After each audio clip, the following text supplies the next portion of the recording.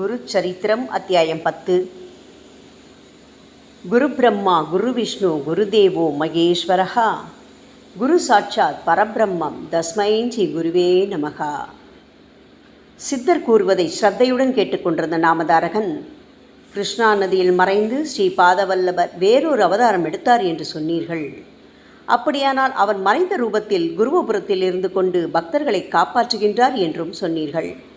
அப்படி நடந்த சம்பவங்களை கூற முடியுமா என்று கேட்டான். அப்பனே, ஸ்ரீ பாதவல்லபர் சாட்சாத் கடவுள்தான். அவரின் மகிமைகள் எல்லையற்றவை. ஸ்ரீராமர் ஸ்ரீ கிருஷ்ணர் அவதாரங்களை முடித்த பிறகும் பக்தர்களை காத்தருள்கிறார்கள் அல்லவா? அதேபோல் ஸ்ரீ பாதவல்லபரும் அவருக்கு முடியாதென்பதே கிடையாது. எதையும் செய்யக்கூடிய வல்லமை உள்ளவர்.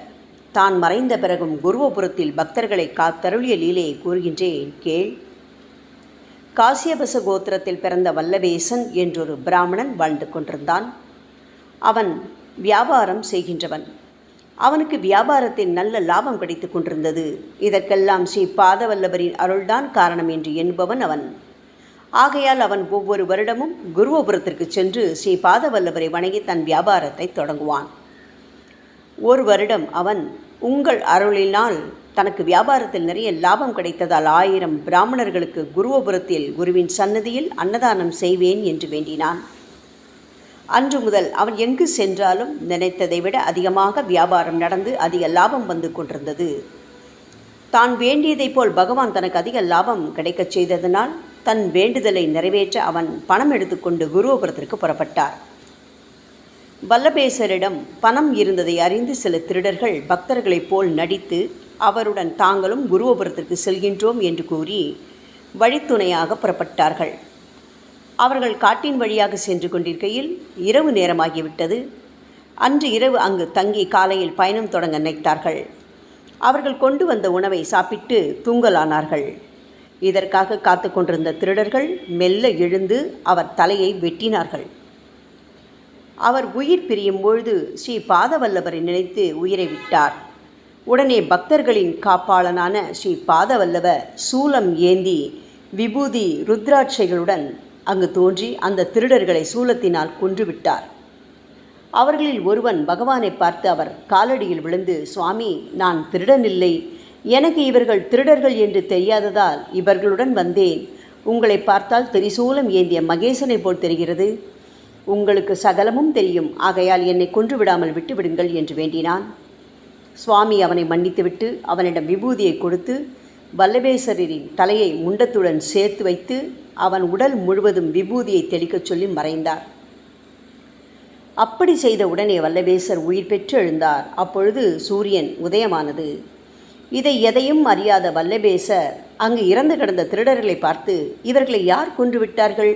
நீ மட்டும் எப்படி தப்பித்து கொண்டாய் என்று கேட்டார். ஐயா, இங்கு ஒரு அற்புதமான லீலை நடந்தது. நம்முடன் வந்த இவர்கள் யாத்ரிகர்கள் இல்லை. உங்களிடமுள்ள பணத்தை திருட வந்த திருடர்கள். அவர்கள் நீங்கள் தூங்கிய உடனே உங்களை கொன்றுவிட்டு உங்கள் பணத்தை எடுத்துச் செல்ல முற்பட்டார்கள். நீங்கள் உயிர் விடும் முன் ஸ்ரீ பாதவல்லபா என்று குரல் எழுப்பினீர்கள். அந்த நேரத்தில் ஒரு மகான் விபூதி ருத்ராட்சையுடன் கையில் திரிசூலம் ஏந்தி இங்கு தோன்றி அவர்களை கொன்றுவிட்டார். அவர் கொடுத்த விபூதியை உங்கள் மேல் தெளித்த உடனே அதன் மகிமையினால் நீங்கள் உயிர் பெற்றீர்கள். இங்கு தோன்றிய அந்த மகான் மகேசனை போல் தோன்றுகின்றார் என்றான். தன்னை காப்பாற்றியவர் வேறு யாருமல்லை, தான் வணங்கும் அந்த ஸ்ரீ பாதவல்லபர்தான். அவரின் தரிசனம் தனக்கு கிடைக்கவில்லையே என்று வேதனைப்பட்டார். உடனே ஆனந்தத்தால் குருவபுரத்திற்கு புறப்பட்டு சென்று ஸ்ரீ பாதவல்லபரின் பாதுகைகளுக்கு பூஜை செய்து தான் நினைத்ததை விட அதிகமாக 4000 பேருக்கு அன்னதானம் செய்தார். இப்படி ஸ்ரீ பாதவல்லபர் மறைமுகமாக தன் பக்தர்களுக்கு அருள் புரிந்து எல்லா செல்வங்களையும் தந்து கொண்டிருக்கிறார். நல்லோருக்கு அவர் தரிசனம் தருகிறார்.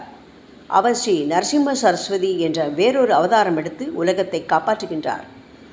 அவரின் பெயரை சொன்ன மாத்திரத்தில் தன் பக்தர்களுக்கு அவர்கள் வேண்டியதை தந்து அருள் புரிகின்றார்.